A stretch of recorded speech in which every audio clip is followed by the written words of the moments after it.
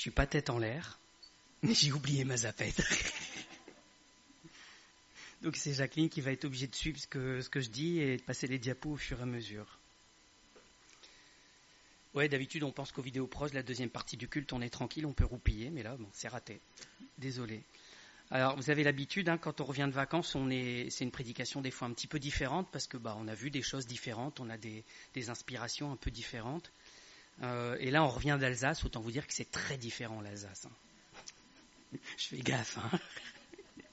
Mais c'est une super région, faut y aller. Faut y aller. Je vais la vendre quand même. C'est une belle région, très différente, avec des particularités culinaires. Ils mangent plein de choses différentes de nous, la choucroute, le kouglof, les bretzels, la flammkuche. Le vin, il y a plein de choses, on n'a pas eu le temps de tout goûter. L'architecture, vous savez, les maisons à colombages, là. Linguistique aussi, ils ont un petit accent léché, ça s'entend. Mais vous êtes des nordistes quasiment, c'est pour ça. Il y a plein de choses à raconter, mais il y a un truc que j'ai apprécié, c'est la proximité avec les Vosges et sur beaucoup de sommets. En fait, quand vous êtes en Alsace, alors ça dépend comment vous regardez, mais si vous regardez au nord, vous avez les Vosges à votre gauche, et puis vous avez le Rhin et la plaine d'Alsace à la droite, et puis la forêt noire un peu plus loin. On voit d'assez loin, en fait.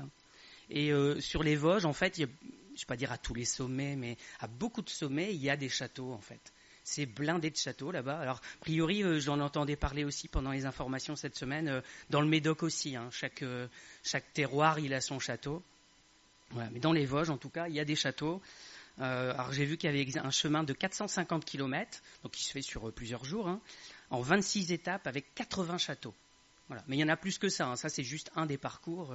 Voilà, c'est vraiment, je trouve que c'est assez particulier des Vosges. On en a un peu dans les Alpes aussi, comme on est amoureux des Alpes, on voit ça aussi, mais là c'était marquant. Et celui qu'on avait, on en a envoyé plusieurs depuis le gîte, mais celui qui m'a marqué, c'est celui qui est tout en haut là-bas. Alors vous voyez pas beaucoup, mais c'est juste pour montrer un peu le contexte.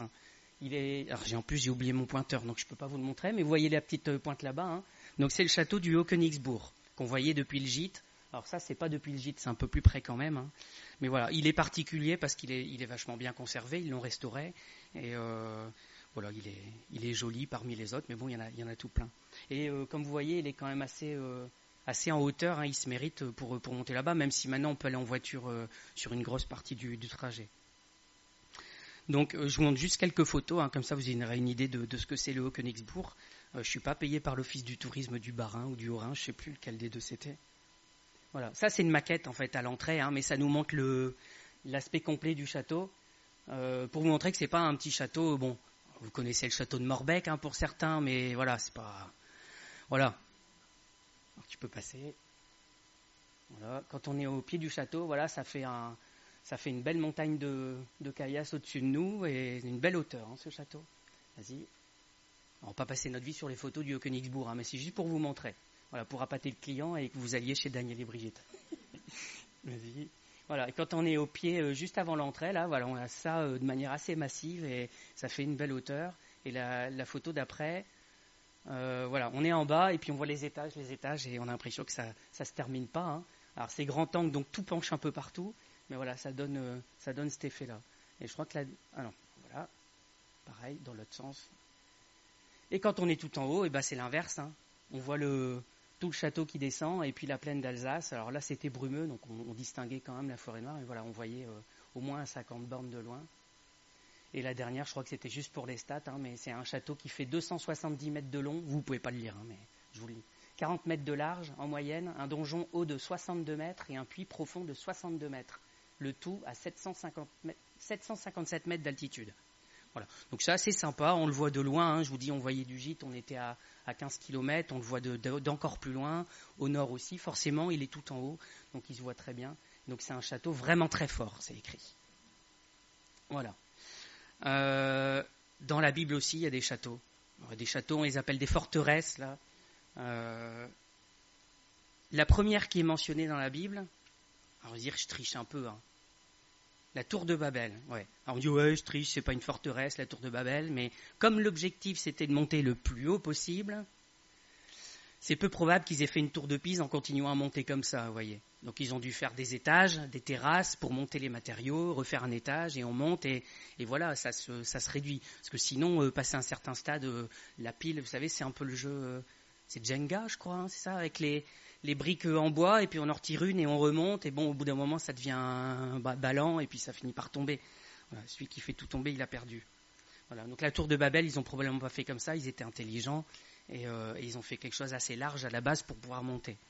Ça nous est raconté en Genèse 11, donc c'est les versets qui sont écrits ici. Toute la terre avait une seule langue et les mêmes mots. Comme ils étaient partis de l'Orient, ils trouvèrent une plaine au pays de Shinéar et ils y habitèrent. Ils se dirent l'un à l'autre, « Allons, faisons des briques et cuisons-les au feu. » Et la brique leur servit de pierre et le bitume leur servit de ciment. Ils dirent encore, « Allons, bâtissons-nous une ville et une tour dont le sommet touche au ciel, et faisons-nous un nom, afin que nous ne soyons pas dispersés sur la face de toute la terre. » Donc je vous refais pas toute l'histoire, hein, mais ce qui m'a marqué, c'était l'idée de « faisons-nous un nom ». C'est l'idée quand on fait un château fort, ou enfin moi je fais pas de château dans la vie, hein, mais j'imagine ceux qui construisent les châteaux, qui le font construire souvent, c'est d'aller le plus haut possible, de se faire un nom. Alors château fort, il y a fort dedans quand même, hein. À une certaine époque, ça permettait de se défendre, et donc on faisait le plus haut possible, comme ça on surplombe bien l'ennemi, lui il ne nous atteint pas, on le voit de loin arriver aussi, mais voilà, c'est à celui qui a le plus gros château, le plus fort, le plus grand, et c'est celui qui a le plus la classe, quoi. C'est une marque de pouvoir en fait, le château.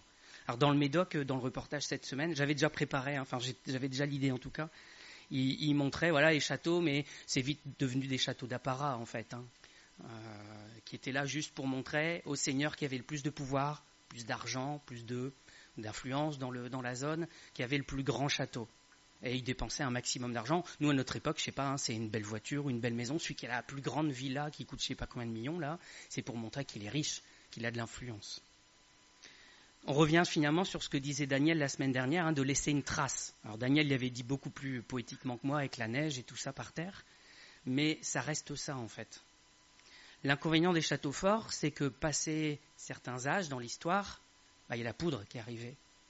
Et ça tenait moins bien. Alors on a épaissi les murs, on a fait encore plus costaud, hein, mais ça finit par craquer à un moment donné. Et donc il n'est resté finalement que la classe, l'apparat, impressionner les gens par le château. Alors on en a perdu beaucoup, hein. Là je vous montre celui-là, il y en a plein, ils sont en ruine en Alsace en fait, hein. On n'a pas tous n'ont pas été reconstruits. Donc au fur et à mesure des guerres, ils ont été détruits. Plus proche de nous dans le temps et géographiquement, hein, il y a un autre château qu'on n'a pas loin, alors qui fait pas très classe, hein, mais qui faisait quand même c'est moi le plus fort. Le Blocos d'Eperlec, connaissez ? Ouais, c'est un peu même genre qu'un château fort, en moins beau forcément, hein, c'est du béton, mais voilà, ça servait de base de lancement au V2, et c'est à peu près des dimensions équivalentes, hein. J'avais lu 200 mètres de long, 90 mètres de large, 130 000 tonnes de béton, voilà. Je suis allé le voir quand j'étais au collège, il y a quelques années. Et il y avait dedans un missile, en fait, un obus, je ne sais pas trop quoi, une bombe américaine ou anglaise, qui était dedans et qui était enfichée dans le plafond, et on la voyait dépasser par en dessous. Donc le plafond était crevassé. Et voir l'épaisseur du béton, rien que ça, on fait « Waouh !» Et ça, alors moi j'étais gamin à l'époque, hein, donc forcément ça jette encore plus. Mais ça impressionne toujours. Alors si vous y retournez, il y est plus, ils l'ont enlevé en 2009. C'est dommage, mais voilà. Et là, quand Dieu il a vu ça, la Bible ne nous dit pas, il a dit « Waouh !» Mais il y a un peu de ça. Alors, pourquoi je vous dis ça ? C'est pas que Dieu il est impressionné par ce qu'on fait, hein. Mais quand Dieu il voit ça, il se dit « Ça va marcher leur truc là, ça va marcher ». Donc, c'est pas qu'il est impressionné, mais il reconnaît qu'il y a quelque chose de grand qui est en train de se faire et qu'il y a quelque chose qui ne va pas en fait surtout. Donc c'est les versets suivants, Genèse 11, versets 5 à 9. L'Éternel descendit pour voir la ville et la tour que bâtissaient les fils des hommes. Et l'Éternel dit, « Voici, ils forment un seul peuple et ont tous une même langue. Et c'est là ce qu'ils ont entrepris. Maintenant, rien ne les empêcherait de faire tout ce qu'ils auraient projeté. » Vous voyez, il reconnaît quand même que ce qu'ils sont en train de faire, ça pourrait aboutir. Alors aboutir, c'est pas la tour ira jusqu'au ciel, hein, parce que ça, voilà, c'est pas possible, vous le savez. Mais c'était un seul peuple, et voilà, on est unis, et nous, on est quelqu'un, on se fait un nom. Donc il dit, rien ne les empêcherait de faire tout ce qu'ils auraient projeté. Allons, descendons, et là, confondons leur langage, afin qu'ils n'entendent plus la langue les uns des autres. Et l'Éternel les dispersa loin de là, sur la face de toute la terre, et ils cessèrent de bâtir la ville. C'est pourquoi on l'appela du nom de Babel, car c'est là que l'Éternel confondit le langage de toute la terre, et c'est de là que l'Éternel les dispersa sur la face de toute la terre. Alors pourquoi est-ce que Dieu a stoppé leur travail ? Parce que c'était pas à sa gloire, c'était à la leur en fait. Et ça pouvait pas fonctionner. Parce que là, ils étaient en train d'avoir les chevilles qui enflaient, ils disaient « Regardez ce qu'on fait, nous les hommes ». Et ça, c'est un discours qu'on entend encore maintenant en fait. L'humanité, on va faire des choses de grands. On va aller sur Mars, on va construire je sais pas trop quoi, on fait des intelligences artificielles, on fait toutes sortes de choses. On va lutter contre la mort, contre la maladie. Alors, on pense que c'est vain, mais voilà, il y a des gens qui y croient jusqu'au bout et qui mettent les moyens pour le faire aussi. Comme dans ces châteaux, dans le blocos, là ici la tour de Babel, il y a des moyens. Le blocos des Perlecs, c'est beaucoup de gens qui sont morts à couler du béton, à porter les choses, avec les tirs et les obus parce qu'il était bombardé ce blocos. Les châteaux, c'est pareil, c'était de la main d'œuvre pas cher. C'est pour ça on dit c'est le Seigneur qui a construit le château. Il a fait construire le château. Et il y a des esclaves qui sont morts pour aller le construire. Et donc là, il y avait probablement de ça aussi. Dieu, il a probablement vu aussi la misère des gens qui étaient là, qui subissaient ça pour dire « Regardez, on va faire un grand château, ça va être un seul peuple, un seul nom ». Ils voulaient leur indépendance quelque part. Nous, on est grands, on n'a pas besoin de Dieu, on est un grand peuple. Et ça, cette notion de « je suis grand, je vais faire quelque chose de grand », on la retrouve chez quelqu'un qui était avant Genèse en fait. C'est la même chose pour le malin. Alors ça, c'est ce qu'on nous dit en Ésaïe 14. Ta magnificence, c'est versets 11 à 15. Alors je suis obligé de prendre certains versets, sinon on lit tout le chapitre. Mais juste ce passage-là, ta magnificence est descendue dans le séjour des morts, avec le son de tes luttes. Sous toi est une couche de verre, et les vers sont ta couverture. Te voilà tombé du ciel, astre brillant, fils de l'aurore. Et ça c'est Satan. Tu es abattu à terre, toi le vainqueur des nations. Tu disais en ton cœur, je monterai au ciel, j'élèverai mon trône au-dessus des étoiles de Dieu. Je m'assiérai sur la montagne de l'assemblée, à l'extrémité du septentrion. Je monterai sur le sommet des nues. Je serai semblable au Très-Haut. Mais tu as été précipité dans le séjour des morts, dans les profondeurs de la fosse. Et voilà pourquoi Dieu, il arrête Babel, en fait. Parce qu'il sait que ça mène à ça mène à la mort, l'orgueil. Et donc il est obligé d'arrêter ça, de disperser les hommes, et on va voir avec le temps qu'il va pourvoir, alors pas aujourd'hui dans la prédication, mais dans la Bible, on voit qu'il pourvoit une solution à ça. Il pourvoit un salut pour les hommes. Mais si les hommes, ils étaient restés un seul peuple unique et tout ça, quelque part, ils avaient leur indépendance et ils n'avaient pas besoin de Dieu. Alors, est-ce que nous, on construit quelque chose ? Vous allez me dire, moi, je ne construis pas un château. La maison, je l'ai achetée toute faite, je ne l'ai pas faite construire non plus. Qu'est-ce qu'on construit ? Est-ce que ce que je construis dans ma vie, alors peut-être vous allez me dire, moi je construis rien. Ça s'arrête là, point barre. C'est dommage. Parce que dans la Bible, on nous incite à construire. On nous incite à construire l'Église. On est tous des ouvriers avec Dieu. Et ce n'est pas quelque chose qui est réservé aux anciens, aux missionnaires, aux évangélistes ou à d'autres personnes. On est tous appelés à contribuer à cette construction-là. Alors contribuer parce qu'on est des pierres vivantes, on contribue à l'édifice. Mais en même temps, on travaille pour ajouter des pierres, pour amener d'autres personnes. Si vous me dites, moi je ne construis rien dans ma vie, déjà voilà, posez-vous la question, dire mince Seigneur, comment je peux t'aider à construire ? Montre-moi, donne-moi les instructions. Oui, ça compte aussi, ouais. Alors souvent on construit des choses moins glorieuses, on se construit une carrière, on se construit une réputation, une image, on peut construire tout un tas de choses. Et est-ce que ce qu'on construit, une fois qu'on a déterminé ce que c'est à notre gloire, à nous, comme la tour de Babel, comme le château, ou est-ce que c'est à la gloire de Dieu ? C'est des questions à se poser, dire ma vie, quel but elle a en fait ? Qui elle glorifie ? Si tout ce que je fais dans ma vie, ça construit quelque chose qui est pour moi, pour montrer que Michael, c'est quelqu'un de bien, c'est quelqu'un de grand, pas en hauteur, mais quelqu'un d'important, je me trompe complètement, et Dieu, peut-être qu'à un moment donné, il devra mettre de la confusion, il devra mettre Babel, me disperser, on dit, mais ce que tu es en train de faire, ça mène à la mort. Je ne vais pas faire le tour des forteresses mentionnées dans la Bible, j'en prends juste une autre, en fait, dont il est question en 2 Samuel. 2 Samuel, chapitre 5, versets 6 à 10. David marcha avec tout Israël sur Jérusalem, qui est Jébus. Là étaient les Jébusiens, habitants du pays. Les habitants de Jébus dirent à David, « Tu n'entreras point ici. » Mais David s'empara de la forteresse de Sion. Forteresse, hein. Ce coup-ci, je triche pas. C'est la cité de David. Et David avait dit, « Quiconque battra le premier les Jébusiens sera chef et prince. » Joab, fils de Tseruja, monta le premier et il devint chef. David s'établit dans la forteresse. C'est pourquoi on l'appela cité de David. Il fit tout autour de la ville des constructions, depuis Milo et aux environs. Et Joab répara le reste de la ville. David devenait de plus en plus grand et l'Éternel des armées était avec lui. Donc là, on n'est pas à la même époque, hein, on est à l'époque des juges. Saül, qui a précédé David, était le tout premier roi et finalement, à ce moment-là, tout le pays n'est pas conquis. Il y a des endroits où on a laissé les peuples de l'époque rester au milieu d'Israël et ils sont devenus des sources d'ennui pour Israël en fait. D'ennui parce qu'il leur faisait la guerre dès qu'il le pouvait et puis surtout il les attirait dans l'idolâtrie. Et cette ville de Jébus, là, elle fait partie de ces poches de résistance. Il y avait des gens là, on n'avait pas réussi à les détruire à l'époque de Josué. C'était une guerre, hein, donc les mots sont un peu durs, mais c'était l'histoire comme ça. Et donc, dans Josué 15, verset 63, on nous le dit, « Les fils de Juda ne purent pas chasser les Jébusiens qui habitaient à Jérusalem. Et les Jébusiens ont habité avec les fils de Juda à Jérusalem jusqu'à ce jour. » Donc ils étaient trop forts. Et probablement que leur forteresse, elle y était pour quelque chose en fait. Parce qu'eux, ils avaient un point haut, ils avaient un moyen de se défendre et pas moyen de les faire tomber. Donc après tout, on va arrêter de s'échiner à essayer de les battre, ils vont rester là au milieu et puis finiront par se mélanger à nous. Et voilà, on n'en parlera plus, quoi. Ça devait être un peu ça, hein, la réflexion de l'époque. De toute façon, on n'y arrive pas. Donc c'est comme ça. Les Jébusiens eux-mêmes se pensaient imprenables, hein. Alors, il y a un parallèle hein, souvent entre Samuel et un roi et Chronique. Et dans l'autre, là on a lu quoi ? Chronique. Du coup, dans Samuel, c'est ça. Ils dirent à David, « Tu n'entreras point ici, car les aveugles même et les boiteux te repousseront. » Ce qui voulait dire, David n'entrera point ici.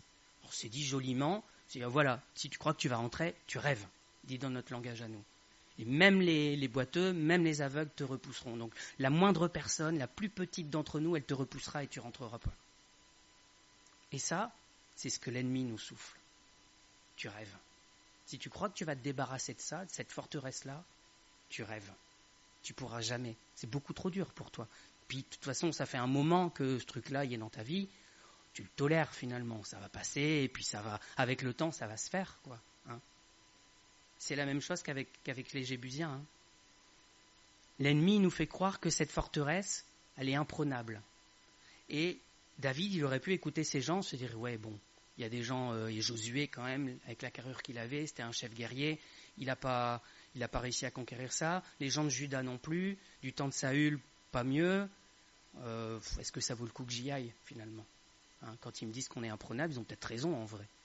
Et on peut être prompt à écouter comme ça hein, l'ennemi, pour tout un tas de raisons, se dire, ouais, je vais quand même aller envoyer pas mal de gens se faire tuer hein, pour essayer de conquérir cette ville-là. Donc, faut réfléchir un peu au coup que ça a d'aller lutter contre ça. Vous voyez, il y a toutes sortes de moyens que le malin utilise pour essayer de nous insinuer le doute et de nous dire, n'y va pas, cette forteresse, laisse tomber, tu la prendras jamais. Alors vous avez, je pense, chacun idée de ce que ça peut être la forteresse dans votre cœur. Hein. On lutte des fois avec certaines choses. Je pense forcément à une addiction, parce que ça, c'est vraiment dans un cœur, c'est une forteresse, en fait. Quand on est addict à quelque chose, ça paraît imprenable. On se dit, je ne pourrais jamais m'en débarrasser. Et à chaque rechute, j'y arriverai jamais. Et le malin, il en profite. On ne sait pas ce qu'il a pensé, David, parce qu'on n'a que ces versets-là, hein, et voilà. Mais il n'a certainement pas dit dans son cœur, ouais, d'accord, je laisse tomber. On voit sa réaction, en fait, on ne sait pas sa pensée, mais on voit sa réaction, donc on devine sa pensée. Mais l'Éternel, il nous l'a donné, ce pays, en entier.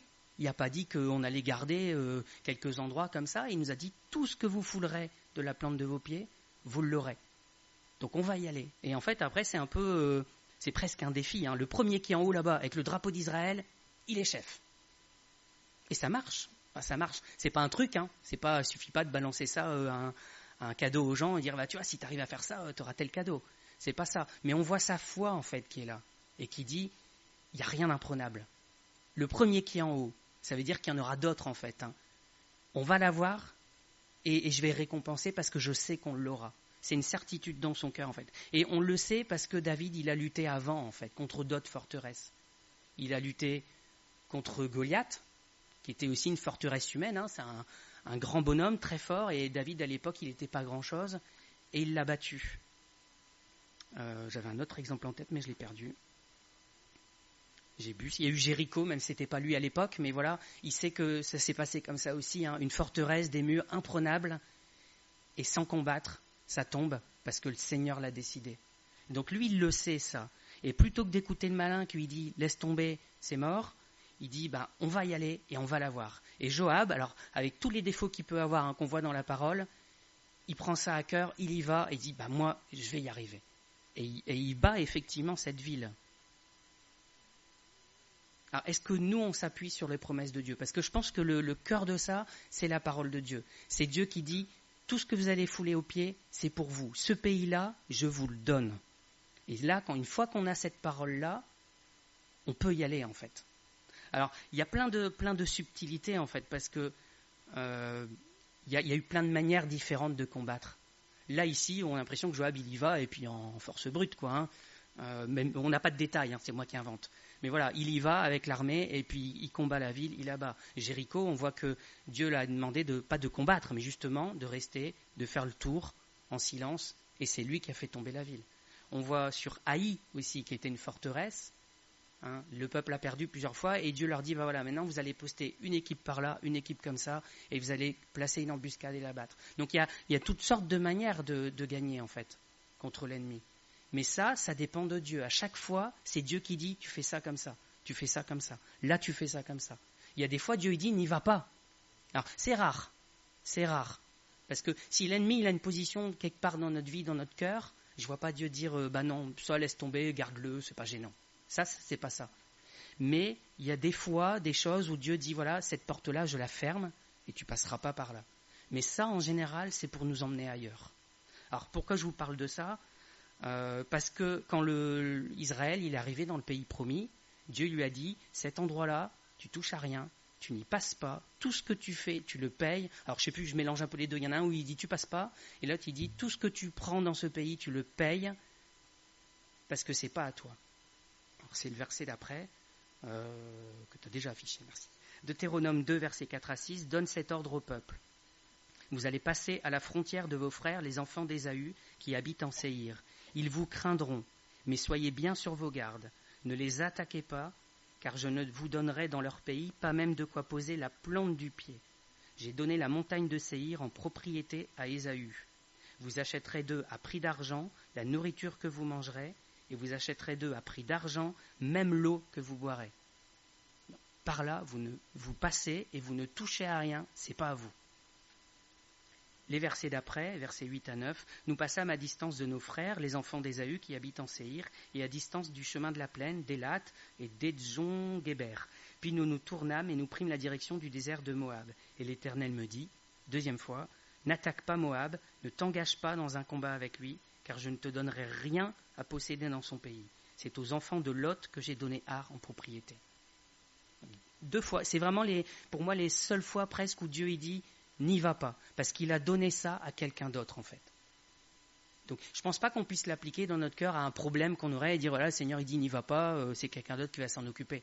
Mais c'est vraiment dans certains domaines de notre vie, le Seigneur dit ça, c'est un tel qui va s'en occuper. Peut-être un domaine de la ville, peut-être un domaine de l'église ici. Ça, laisse-le, j'ai prévu quelqu'un d'autre.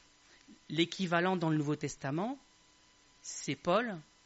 Paul, c'est ça. Oui. Qui est empêché d'aller à certains endroits. Donc ça, c'est Acte 16, versets 6 à 8.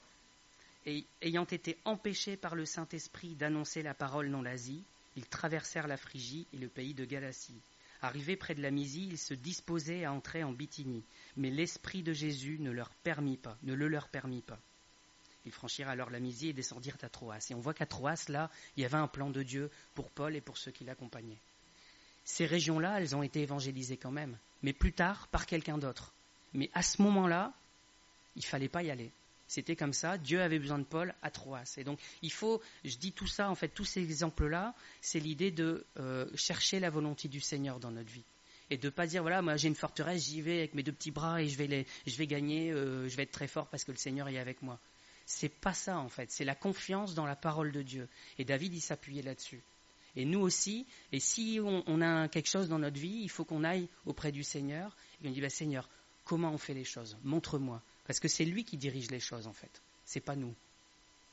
Et c'est pas une question non plus de positivisme, de dire oui, tout va aller bien, ne vous inquiétez pas, tout va bien se passer, je suis chrétien et donc tout va toujours bien passer. Ben non, il y a des chrétiens qui meurent pour leur foi partout dans le monde. Donc il y a des plans du Seigneur et nous on s'inscrit dans ces plans-là, en fait. On n'est pas en train d'innover dans notre bataille.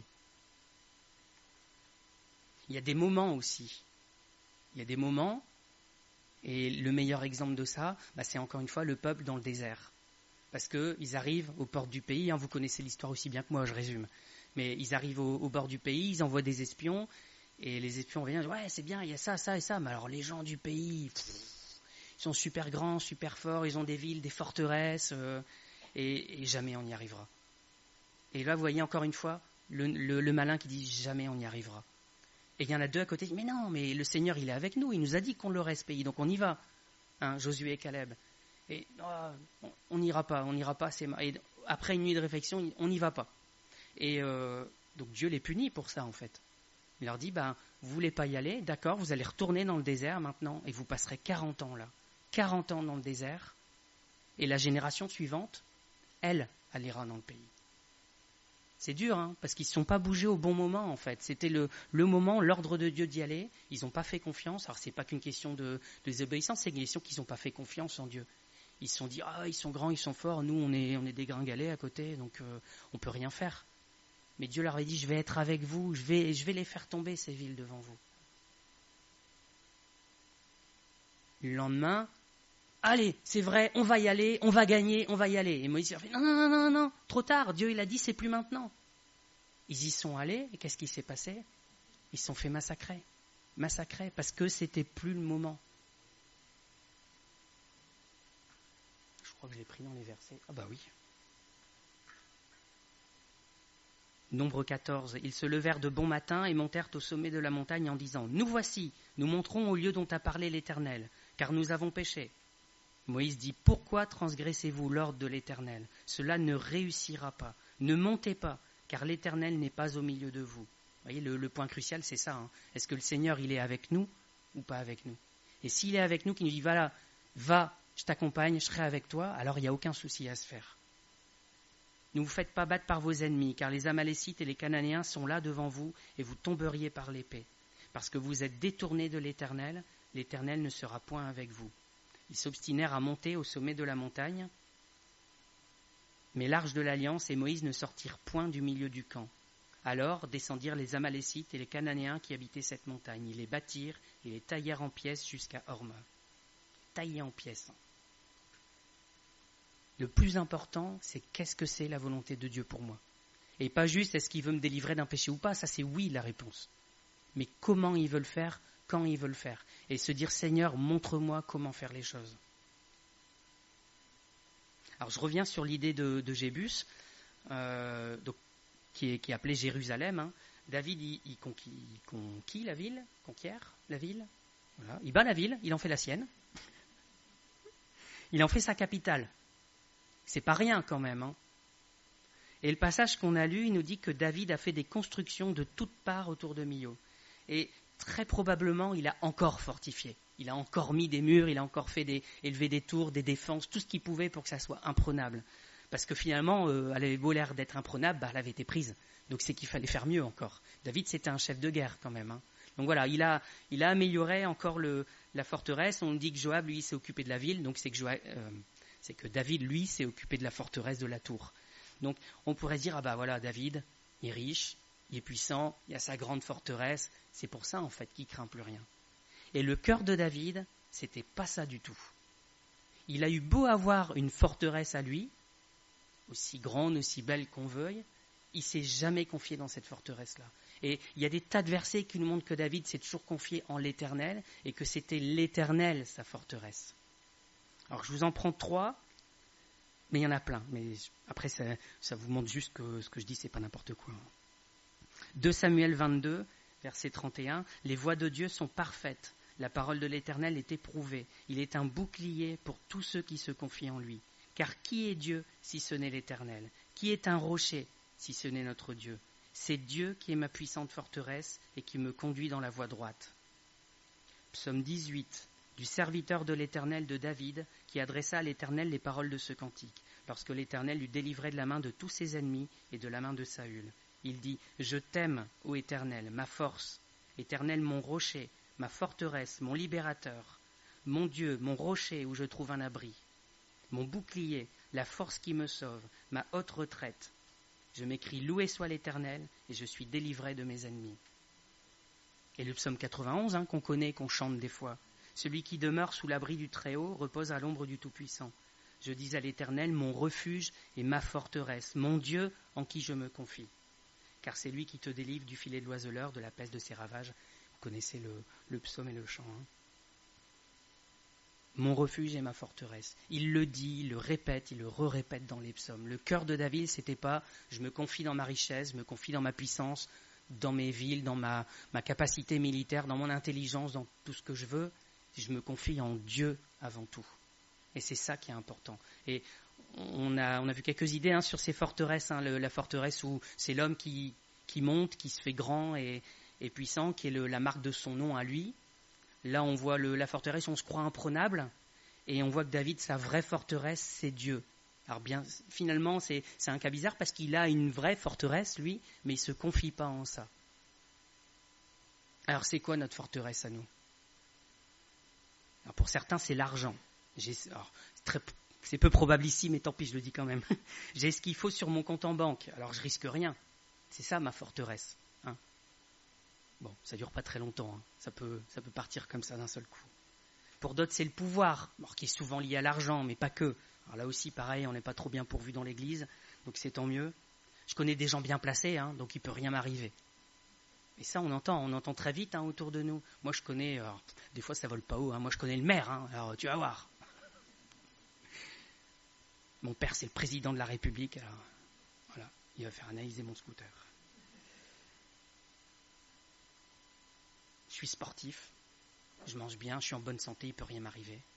Ah, attention, je ne suis pas en train de dire qu'il ne faut pas être sportif, même si je suis mal placé. Je ne suis pas en train de dire qu'il faut mal manger, mais on ne peut pas se confier en ça pour dire, voilà, moi je fais attention à ma santé, il ne m'arrivera rien. Il y a même des gens en très bonne santé qui meurent rapidement. Il y a tous les cas de figure de toute façon. Il n'y a pas de règle dans ce qui nous entoure, dans l'humanité.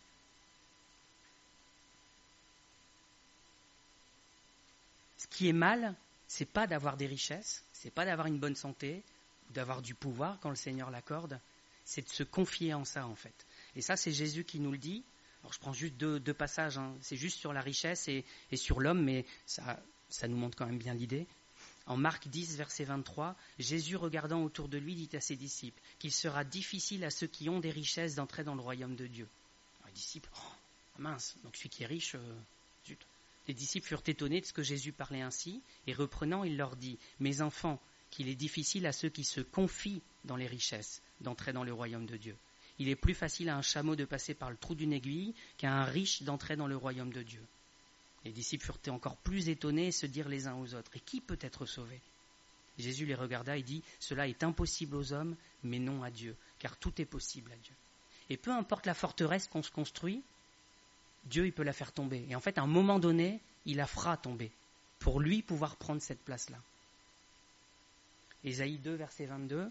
« Cessez de vous confier en l'homme dans les narines duquel il n'y a qu'un souffle, car de quelle valeur est-il » Là aussi, si mon père c'est un tel, ou je connais, je suis le copain d'eux, ou j'ai un copain dont le père c'est le cousin de la famille d'eux. Ça peut aller loin, des fois, l'influence qu'on a comme ça. On se réfugie derrière des choses comme ça, on a l'impression que du coup, on est protégé, alors qu'en fait, c'est rien. C'est rien du tout. On peut mettre sa confiance en sa propre intelligence aussi. Dire, moi, je vais toujours m'en sortir parce que j'ai toujours les bonnes idées pour trouver. Il y a des gens qui sont malins comme ça, ils arrivent à slalomer avec tous les problèmes.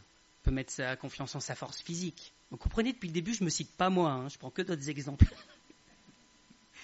sa capacité à manipuler les gens, à appartenir à un groupe politique, à une association. Je fais partie de telle association, donc voilà. Je peux me confier en l'humanité aussi. Ça, je l'ai parlé tout à l'heure. Il y a des gens qui pensent que l'humanité, on va s'unir et on va revenir à Babel en fait. On va s'unir, faire un grand peuple. On arrivera à des grandes choses parce que l'homme, il est fort, il est intelligent. Voilà. Ouais. Tous ensemble, on sera invincibles. Un grand blanc là, personne qui y croit, c'est bien. Mais c'est ce que pensent certains. Nous, ça nous paraît utopiste, mais il y en a qui le pensent vraiment. Alors, il y en a, ils sont partis de l'inverse. C'est l'homme, attention, il est en train de tout casser. Moi, j'ai confiance en moi, et moi, je vais prendre les précautions. Je vais me construire. Alors, Monsieur Zuckerberg, il fait construire un blocos pour survivre à l'apocalypse nucléaire. Il y en a, ils prévoient d'aller sur Mars pour se planquer là-bas. Voilà, chacun, il a son truc, en fait. Chacun, il a sa forteresse, son mode de protection. Et dire, voilà, moi, je risque rien parce que. Et la forteresse, c'est ça. Moi, je suis au haut de ma forteresse, je vois les gens arriver là-bas, ils sont tout petits, ils peuvent rien contre moi. À la fin, on a parlé de Babel, tout à la fin, on voit effectivement que l'humanité va s'unir. Parce qu'on rigole avec ça, on dit c'est utopique, mais non, il va y avoir une humanité bien regroupée. Le problème, c'est qu'elle va perdre contre Dieu et que Dieu va la détruire. Il y aura effectivement plus de morts, plus de maladies, plus de soucis, plus de larmes, tout ça. Ça, la Bible, elle nous le décrit. Mais sans cette humanité qui sera regroupée contre Dieu. Encore une forteresse qui tombe. Alors, il y a une grande majorité d'entre vous qui vont me dire, moi, tous ces trucs-là, ça ne me concerne pas. Je suis pas fort, je suis pas grand, je suis pas riche, je suis pas puissant, je connais personne d'important. Et donc, tu prêches pour rien, quoi. Mais je pense qu'en fait, notre incapacité, notre faiblesse, on peut l'ériger en forteresse, en fait. C'est-à-dire, moi, je peux rien faire pour le Seigneur, je suis trop petit. Je peux rien faire. De toute façon, je connais personne, je suis pas riche, je suis pas puissant, je suis pas, voilà. Qu'est-ce que vous voulez que je fasse ? De toute façon, personne ne s'intéresse à moi, donc je risque rien en plus, puisque je suis rien, je suis dans le nombre, là, personne ne me voit. Et en fait, ça, quelque part, on se construit une forteresse autour de nous aussi, avec nos défauts. On est fort, quand même, quand on est humain. On construit une forteresse avec ce qu'on ne sait pas faire, en disant, voilà, ça me protège parce que moi, de toute façon, je ne sais pas. C'est une technique au travail aussi. Vous savez, des gens qui n'ont pas envie de travailler, moi, je ne sais pas faire. Tu vas le faire. Moi, je ne dis pas les choses comme ça à mes collègues, mais voilà, il y a des chefs qui vont un peu brutalement, tu vas le faire, et puis c'est tout. Je ne discute pas. Les gens, ils font n'importe quoi, et comme ça, la fois suivante, on ne leur donne plus. Vous voyez, c'est une défense. Est-ce qu'on est comme ça avec le Seigneur ? Seigneur, pas moi, je suis trop petit. Je peux rien faire, qu'est-ce que tu veux que je fasse pour toi ? Il y en a qui ont essayé, ils ont eu des problèmes. Jérémie, je suis trop petit, je suis trop jeune, Seigneur. Moïse, dont on a parlé tout à l'heure, je ne sais pas parler, qu'est-ce que tu veux que je fasse pour toi ? Envoie quelqu'un d'autre. Ce n'est pas des exemples comme ça, juste dans ma tête, c'est des exemples qu'on voit dans la Bible, en fait, tout ça. Ça peut être plus vicieux aussi chez les chrétiens. Moi, j'ai confiance dans la Bible. C'est tout ce que la Bible dit, tout ce que moi je comprends, c'est comme ça. Et je ne dis pas qu'il ne faut pas faire confiance à la Bible, d'accord ? Au contraire. Mais en fait, on ne fait pas confiance à la Bible pour la Bible. C'est un peu comme si quelqu'un vous envoie une lettre pour dire quelque chose. En fait, s'il vous dit, voilà, je vais te donner, je sais pas, c'est le notaire, allez, tiens. Il vous dit, je te donne un héritage, tu vas hériter tant. Bon, il ne me tutoie pas le notaire, je ne le connais pas non plus. Je n'ai pas de contact. Mais vous recevez un courrier qui dit, vous allez recevoir 1 million d'euros. C'est sérieux, c'est pas tous les trucs que vous recevez par courrier là qui disent que vous avez tout gagné sans rien faire. Mais vous croyez dans le courrier, mais en fait vous croyez surtout dans celui qui vous le donne derrière. Vous faites confiance que parce que c'est le notaire, vous allez bien le recevoir. Par contre, si c'est l'association des bienheureux, de ceux qui ont tout gagné dans la vie, machin, voilà, on se marre bien avec les enfants parce que Maï, elle reçoit des courriers comme ça d'une, je sais pas, une société, je sais pas ce qu'elle vend, en fait, ça m'intéresse pas. Mais elle reçoit des courriers, Madame Terrier, vous avez gagné ci, ça, machin, et vous avez le sceau de la prospérité qui est sur vous, et des trucs, mais c'est super rigolo à lire en tout cas, on se marre bien. Là, on n'a pas confiance, pourquoi ? Déjà, on ne les connaît pas, et puis quand on le lit, on se rend compte que c'est des charlatans, quoi. Donc si je fais confiance à la Bible, c'est parce que je connais son auteur, en fait, et c'est en lui que je fais confiance. Parce que la Bible, elle est très bien, encore une fois, ne me faites pas dire ce que je n'ai pas dit, mais on peut l'interpréter mal, on peut mal la comprendre, se dire, tiens, le Seigneur, il me dit d'aller là, et puis on se plante complètement, parce que ce n'est pas ce que le Seigneur il avait dit. Donc il faut vraiment connaître son auteur et lui faire confiance à lui, en fait. Le château du Haut-Königsbourg, pour revenir à notre sujet de départ, il a été détruit. Là, il est tout beau, mais il a été reconstruit. Il est tombé en ruine, en fait. Alors, je l'ai lu, parce que je ne suis pas bon en histoire. Il tombe en ruine après les années 1500. D'accord, donc il a fait quelques siècles, en bon état. La famille des Tirstein, à qui il appartient, elle n'a plus les moyens de l'entretenir. Et donc il tombe en ruine. Donc vous voyez, on se construit des forteresses et des fois, on n'a plus les moyens de l'entretenir et ça finit par tomber de soi-même. Il est encore détruit, alors ce qui en restait déjà, est détruit en 1633 par les Suédois qui s'opposent à l'Autriche. Voilà. Bon, les Suédois qui viennent en Alsace. Vous voyez, tout le monde vient en Alsace. Il faut y faire un tour. Et il y a encore un incendie qui fait qu'il est laissé à l'abandon. Et c'est seulement dans les années 1900 qu'il y a, merci aux Allemands, un empereur, Guillaume II, qui le fait reconstruire et qui fait qu'il retrouve sa beauté comme ça. D'accord ? Toutes les forteresses qu'on construit, elles finissent par tomber. Elles finissent tous par être détruites. Alors il y en a juste par la guerre, d'autres parce qu'elles sont abandonnées, d'autres parce qu'on n'a plus les moyens. Il y en a certaines qui servent à rien.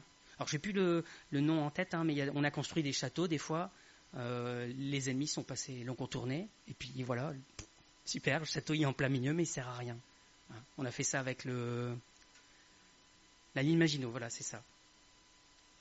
Alors qu'est-ce qu'on construit, nous, dans notre vie ? Je reviens sur mes questions. Il faut vraiment faire attention à ce que le Seigneur, ça soit pour sa gloire et ça soit suivant ses consignes à lui, en fait, ce qu'on construit.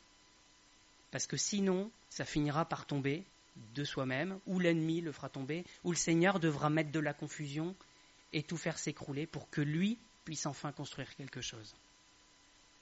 Je termine avec ce verset, Ésaïe 26. Je n'ai pas raté encore de route, non ? À celui qui est ferme dans ses sentiments, tu assures la paix parce qu'il se confie en toi. Confiez-vous en l'Éternel à perpétuité, car l'Éternel est le rocher des siècles. Amen. Je vais prier pour finir. Seigneur, merci pour ces beaux bâtiments, ces beaux châteaux. Seigneur, on a plaisir à les regarder, à les visiter, mais on sait, Seigneur, que ça ne sont que des constructions humaines. Et on te prie que nous-mêmes, on ne fasse pas des constructions humaines, des choses qui viennent de nous, et que tu n'as rien demandé. On te prie qu'on soit à ton écoute, qu'on puisse participer à construire l'Église, la famille, les choses que toi tu nous demandes de construire. Et Seigneur, qu'on le fasse à la manière dont toi tu nous le dis. Je te prie aussi pour des fois les forteresses que le malin a bâties dans nos vies, et il nous fait croire qu'on peut rien faire contre ça. Merci Seigneur, parce que c'est faux. Et Seigneur, toi tu donnes la puissance, tu donnes les consignes, tu donnes tout ce qu'il faut pour vaincre ça, Seigneur, pour faire tomber ces forteresses et que tout le pays t'appartienne dans notre cœur. On te prie qu'on continue de marcher avec toi, Seigneur, qu'on soit à l'écoute de tes consignes, qu'on soit obéissant et qu'on soit obéissant au bon moment, Seigneur.